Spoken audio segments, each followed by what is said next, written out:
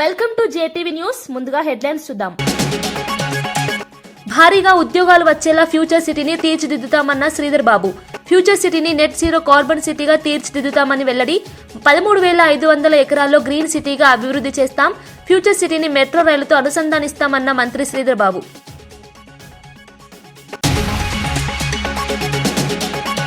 రాష్ట్ర వ్యాప్తంగా 11 చోట్ల డ్రగ్స్ కంట్రోల్ కార్యాలయాలు ప్రారంభించిన సత్యకుమార్. మంగళగిరి ఏపీఐఐసి ప్రాంగణం నుంచి వర్చువల్ గా డ్రగ్స్ కంట్రోల్ కార్యాలయాలు. మొత్తం 11 కోట్ల వ్యయంతో డ్రగ్స్ కంట్రోల్ కార్యాలయ భవనాల నిర్మాణం. ప్రస్తుతం రాష్ట్ర వ్యాప్తంగా 4,000 డ్రగ్స్ శాంపిల్స్ సేకరిస్తున్నామన్న సత్యకుమార్. ట్రిలియన్ ఎకానమీ సాధనలో పర్యాటక రంగం పాత్ర కీలకమన్న మంత్రి జూపల్లి. ప్రస్తుత సమయంలో ఎకానమీ పెంపు అనేది అత్యవసరమని వెల్లడి. తెలంగాణ పర్యాటక రంగానికి మంచి రోజులు వస్తున్నాయని వ్యాఖ్య. చారిత్రక వారసత్వ సంపద గురించి చాలా మందికి తెలియదు అన్న మంత్రి.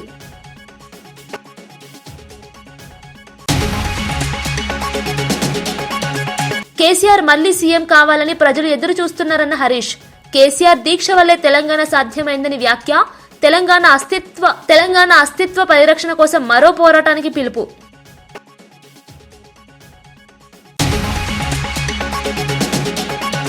ఇండిగో వైఫల్యాలపై కేంద్రం కఠిన వైఖరి. ప్రణాళిక లోపాలను ఉపేక్షించేది లేదన్న మంత్రి రామ్మోహన్ నాయుడు. ఇప్పటికే ప్రయాణికులకు 750 కోట్లకు పైగా రిఫండ్. రోజువారీ సర్వీసుల్లో 5% కోత విధించిన డీజీసీఏ.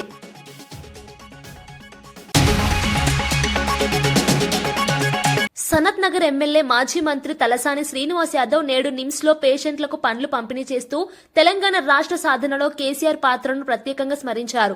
1969 ఉద్యమంలో 400 మంది ప్రాణాలు కోల్పోయినా ఆ పోరాటం ఆశించిన ఫలితం ఇవ్వలేదని, అయితే 2001లో కేసీఆర్ తెలంగాణ రాష్ట్ర సమితిని ప్రారంభించి సాగరహారం, సకల జనుల సమ్మె, బంట మార్పు వంటి అహింసా మార్గాల ద్వారా రాష్ట్ర ప్రజలందరినీ ఐక్యం చేశారని చెప్పారు. 2009లో కేసీఆర్ చేపట్టిన ఆమరణ దీక్ష తెలంగాణ జాతిని ఒక్కతాటిపైకి తెచ్చి డిసెంబర్ 9న కేంద్రాన్ని రాష్ట్ర ఏర్పాటు ప్రక్రియ మొదలు పెట్టేలా చేసిందని గుర్తు చేశారు. 10 ఏళ్ల పాలనలో కేసీఆర్ తెలంగాణను అభివృద్ధి పథంలో నడిపించారని తలసాని పేర్కొన్నారు. కార్యక్రమంలో పలువురు ప్రజాప్రతినిధులు, కార్పొరేటర్లు, బీఆర్ఎస్ నాయకులు పాల్గొన్నారు. 1969 నుంచి జరుగుతున్నటువంటి ఒక సుదీర్ఘమైనటువంటి పోరాటం తెలంగాణ రాష్ట్ర ఆకాంక్ష. 1969లో ఉద్యమం వచ్చినప్పుడు రాజకీయ నాయకులు మోసాలు చేసినప్పుడు ఆ రోజు 400 మంది విద్యార్థులు అమరులైనటువంటి సందర్భం. ఆ తర్వాత 1972 సంవత్సరంలో తెలంగాణ పోరాటం ఉధృతమై 14 పార్లమెంటు నియోజకవర్గాలకు ఆ రోజు చెన్నారెడ్డి గారు ప్రజా సమితి అనేటువంటి పార్టీని ఏర్పాటు చేసి 11 స్థానాలు ప్రజల మ్యాండేట్ క్లియర్గా ఉన్నటువంటి సందర్భం. బట్ ఆ రోజు కూడా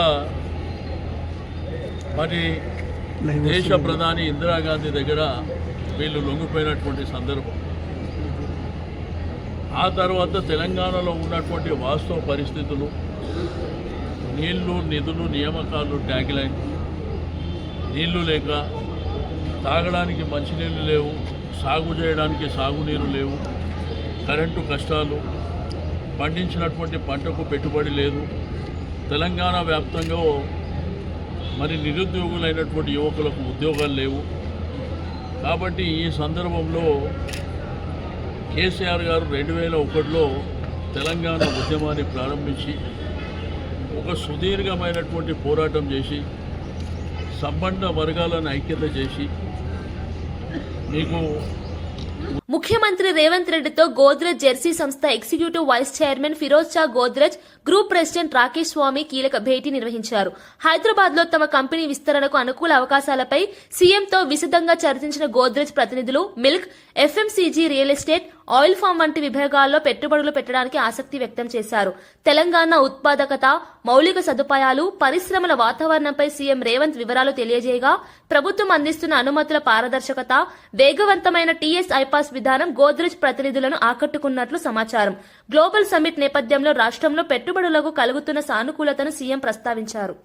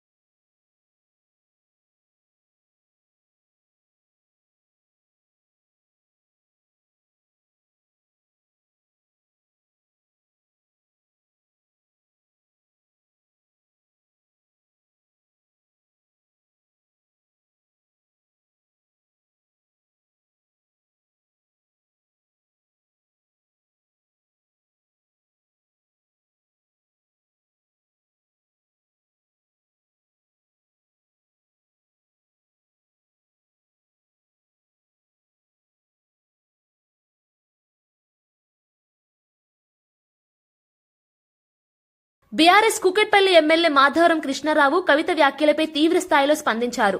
నీలాంటి వారిని చాలా మందిని చూశానని, కేటీఆర్ హరీష్ ను జైలుకు పంపే కుట్రలను రేవంత్ తో కలిసి కవిత చేస్తున్న సంగతి తమకు తెలియదనుకోవద్దని హెచ్చరించారు.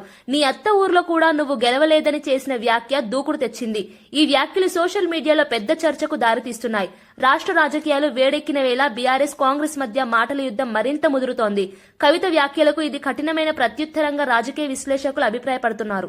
మాట్లాడితే ఒప్పుకుంటాడు ఉంటాడు. ఏం చేసుకుంటుంటే 10 ఏళ్ల కింద తెలంగాణ రాకముందు నేను ఆ రోజు పాట పాడిన నల్లగొండ గద్దరుద్దని ఆ రోజు అనుకున్నాను నీ చరిత్ర అని. తొలిపాలయంలో తెలంగాణ మొత్తం ఏమైనా చూసుకుంటా. ఏ షాప్ రోజులు లేవు, ఏ బట్ట షాప్ లేవు, ఏ బంగారు షాప్ లేవు. ఇలా మేం కబ్జాదారమ్మా. నేను ఇందిరాగాంధీ గారికి నాకు 4 రోజుల కింద ఫిక్స్ అయింది నాకు ప్రోగ్రాం. నాకు అక్కడ ప్రజలను కాపాడేది నేను. ఆధీనంలో ఉన్నటువంటి ఐటీపీ ఆధీనం నుండి నిరుపేదలు బాధపడుతుంటే ఈ వస్తుంటే భయపడ్డారంట. నీ అసలు కుక్కలు మస్తు వచ్చిపోయినా నా దగ్గరికి. ఇక్కడ నా కుక్కడపల్లి ప్రజలు నాకు దేవుళ్ళు. వాళ్ళ కుదరలేని పాదాభివందన చేస్తా. వాళ్ళందరించే నన్ను ఈ రకంగా గెలిపించారు. నా నీతి నిజాయితీని. బ్లూ సీట్లు కనబడితే వసూలు చేసేదానికి నీకు అలవాటు ఉంది, ఎవరికి అలవాటు లేదు.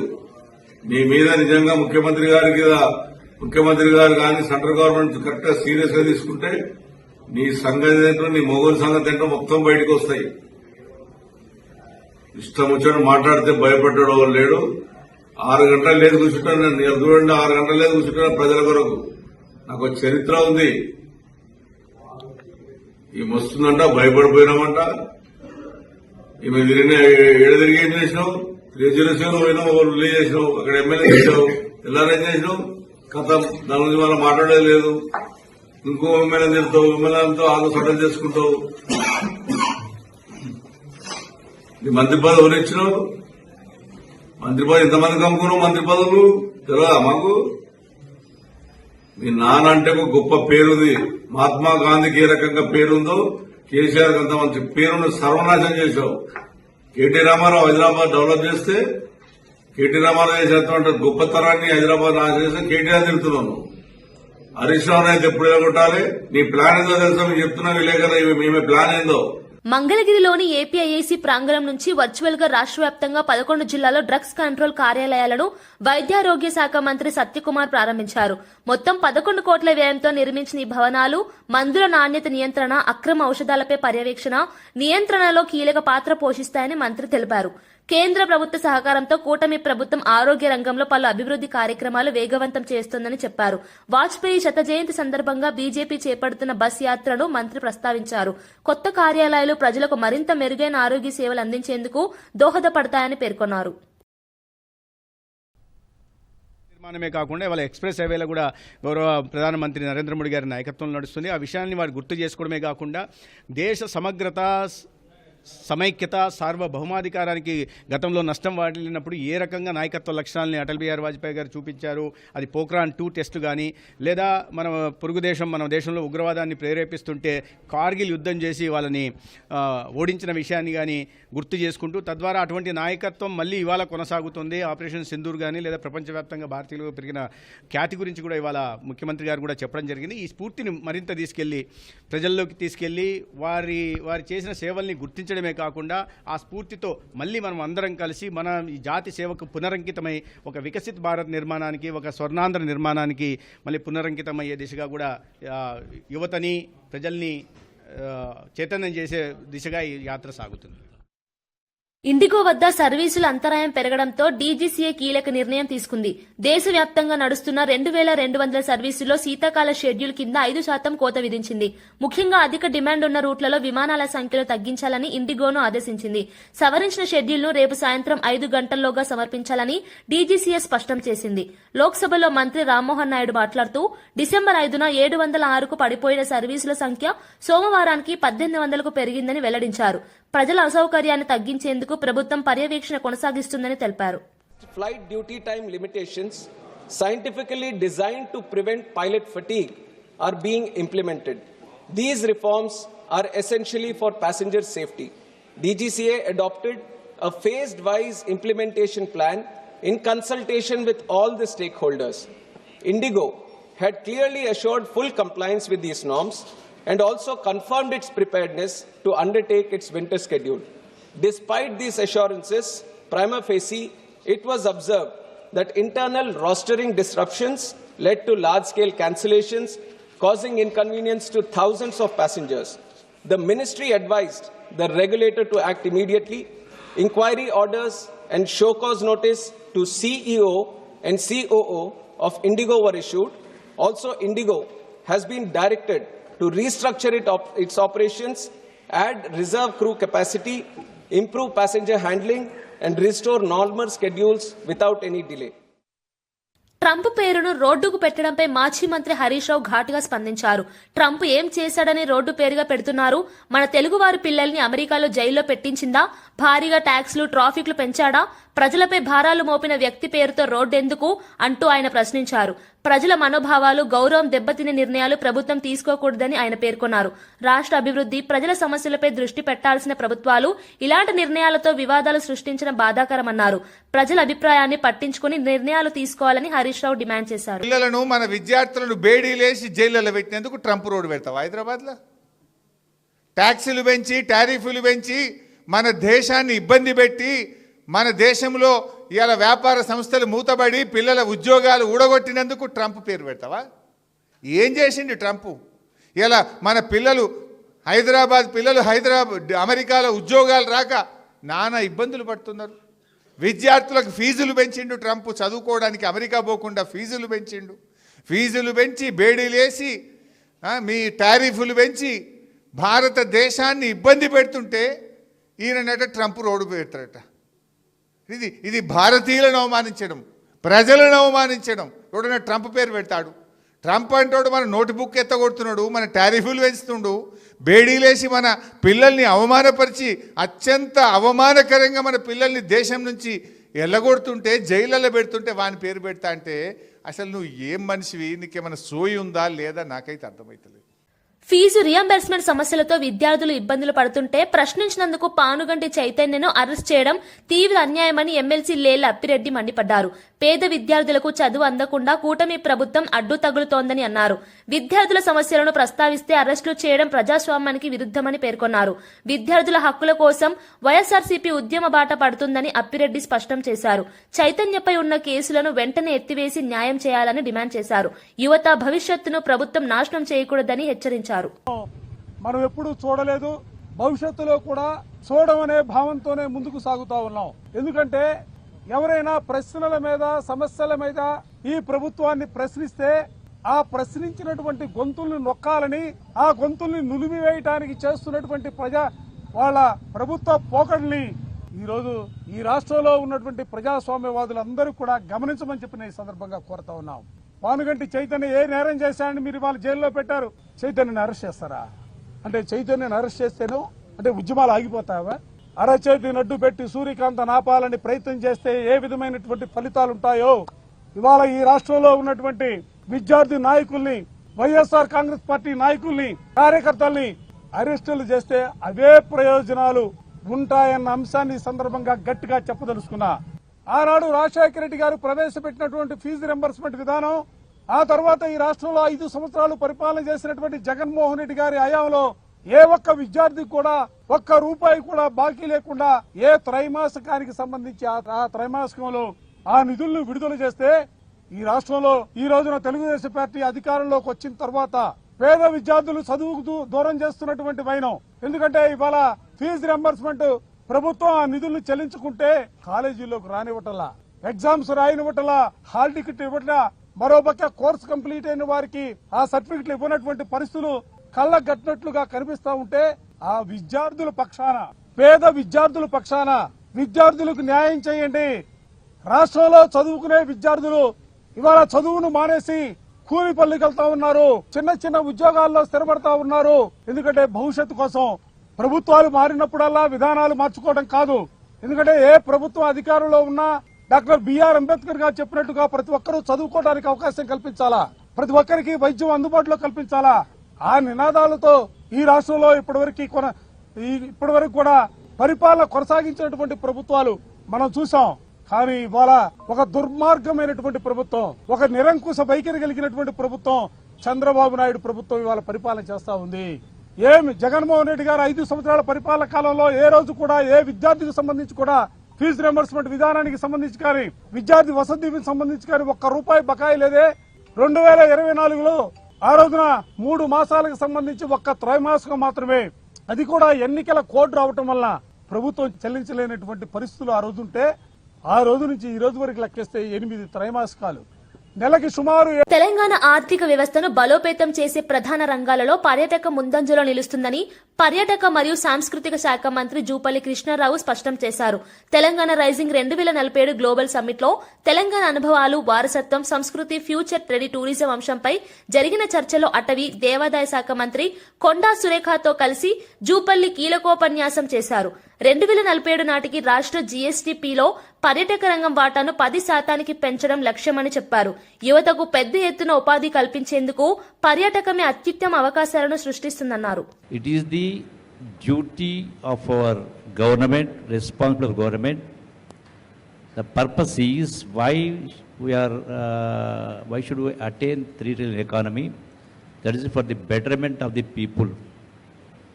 Many people sacrificed for achieving Telangana with an intention for the betterment of the all sections of the society.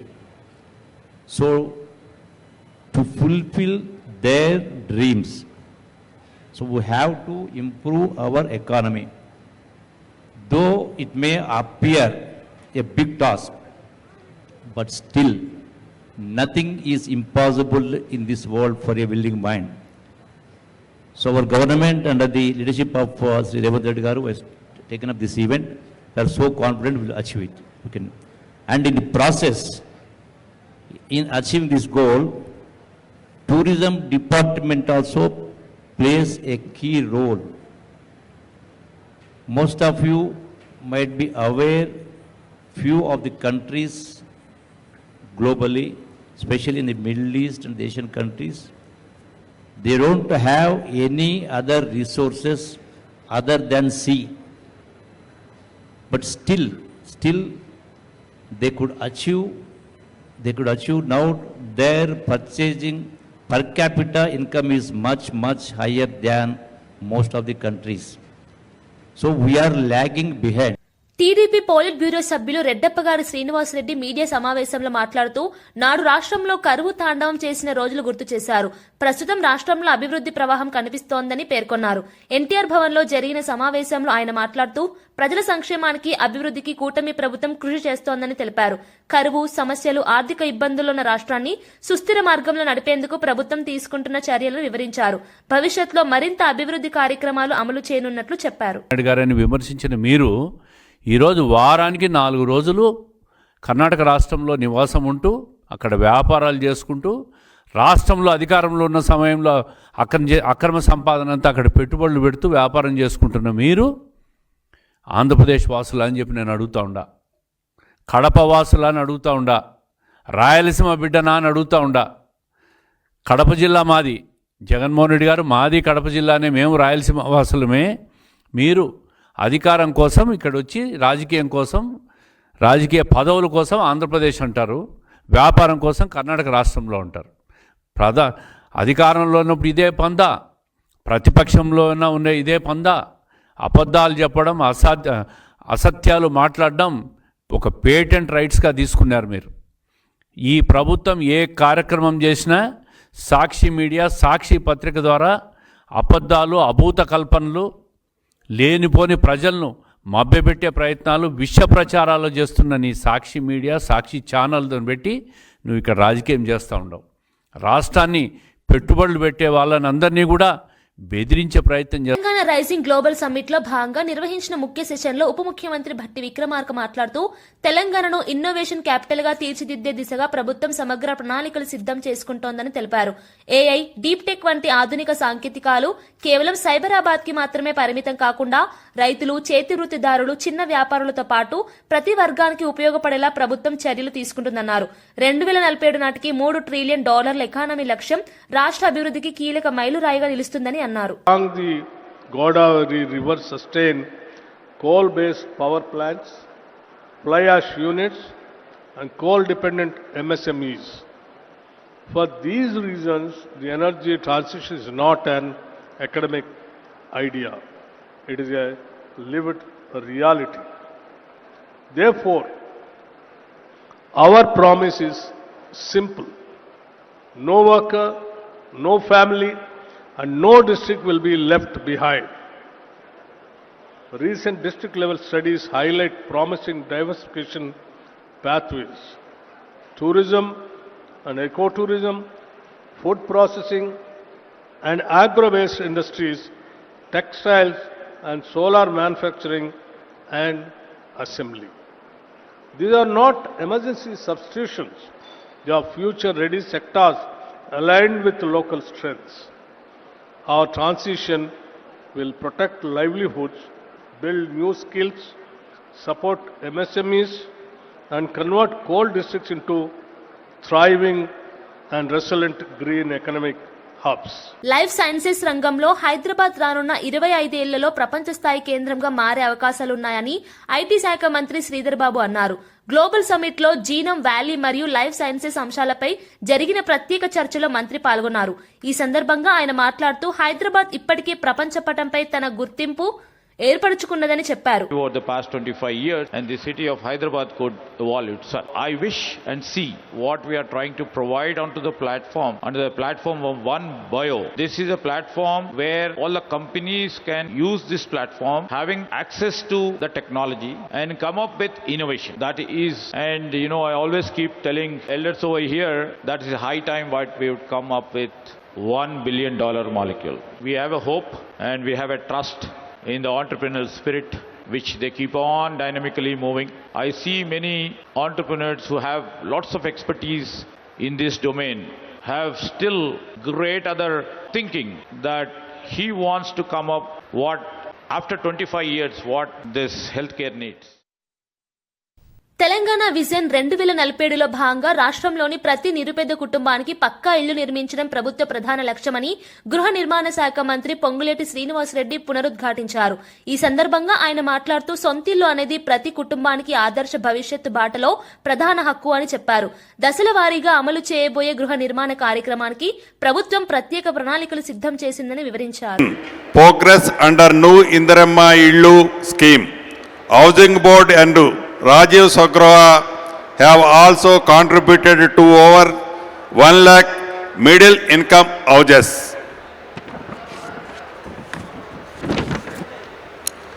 However, there is a huge gap between demand and supply. So, time has come to move beyond individual schemes and to formulate a comprehensive affordable housing policy that can guide our action till 2047. Therefore, working towards a Telangana model 2047, where we aim to have a affordable housing policy with specific focus on needs in urban areas that will be balanced, financially visible, viable, socially inclusive, environmental responsible, technology driven, etc. The Telangana affordable housing policy will be in line with the Telangana Raising 2047 vision, with focuses on 3 major areas. Telangana core urban region, focusing on some slums redevelopment, brownfield redevelopment, mixed housing, rental housing. In the peri-urban region, focusing on satellite, greenfield townships, integrated housing colonies with walk-to-work housing with strong consistency. In rest of the state region, focusing on development of small and medium townships, rental and worker housing, integrated with the industrial parks, logistic hubs and emerging economic corridors. Our esteemed panel will help us answer 3 very questions in this regard. What must the government of Telangana do differently? What can financial institutions to do increase affordable housing finances? What commitment can private sector make to for promoting affordable housings? Friends, we are committed to taking the outcomes of the discussions behind this room into policy notifications, operational guidelines, model projects and budgetary decisions. Telangana has the vision, the institutional base and the economic strength to become a national and global example of inclusive urbanization.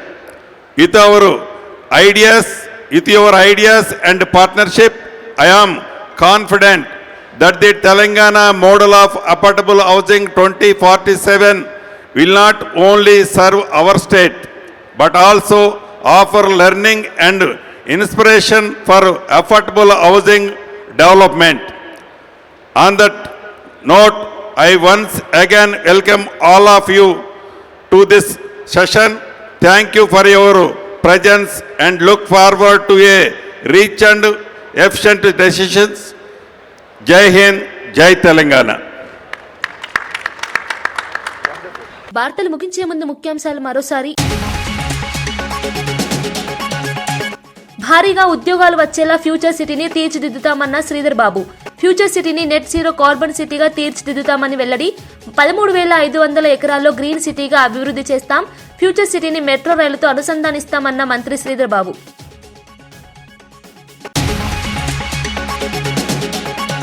రాష్ట్ర వ్యాప్తంగా 11 చోట్ల drugs control కార్యాలయాలు ప్రారంభించిన Satyakumar. Mangalagiri APIIC ప్రాంగణం నుంచి virtual గా drugs control కార్యాలయాలు. మొత్తం 11 కోట్ల వ్యయంతో డ్రగ్స్ కంట్రోల్ కార్యాలయ భవనాల నిర్మాణం. ప్రస్తుతం రాష్ట్ర వ్యాప్తంగా 4,000 డ్రగ్స్ శాంపిల్ సేకరిస్తున్నామన్న సత్యకుమార్. ట్రిలియన్ ఎకానమీ సాధనలో పర్యాటక రంగం పాత్ర కీలకమన్న మంత్రి జూపల్లి. ప్రస్తుత సమయంలో ఎకానమీ పెంపు అనేది అత్యవసరమని వెల్లడి. తెలంగాణ పర్యాటక రంగానికి మంచి రోజులు వస్తున్నాయని వ్యాఖ్య. చారిత్రక వారసత్వ సంపద గురించి చాలా మందికి తెలియదు అన్న మంత్రి.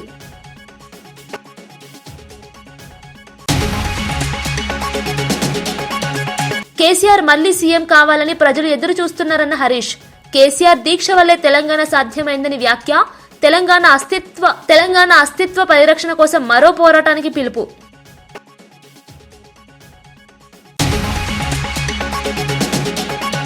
ఇండిగో వైఫల్యాలపై కేంద్రం కఠిన వైఖరి. ప్రణాళిక లోపాలను ఉపేక్షించేది లేదన్న మంత్రి రామ్మోహన్ నాయుడు. ఇప్పటికే ప్రయాణికులకు 750 కోట్లకు పైగా రిఫండ్. రోజువారీ సర్వీసుల్లో 5% కోత విధించిన డీజీసీఏ.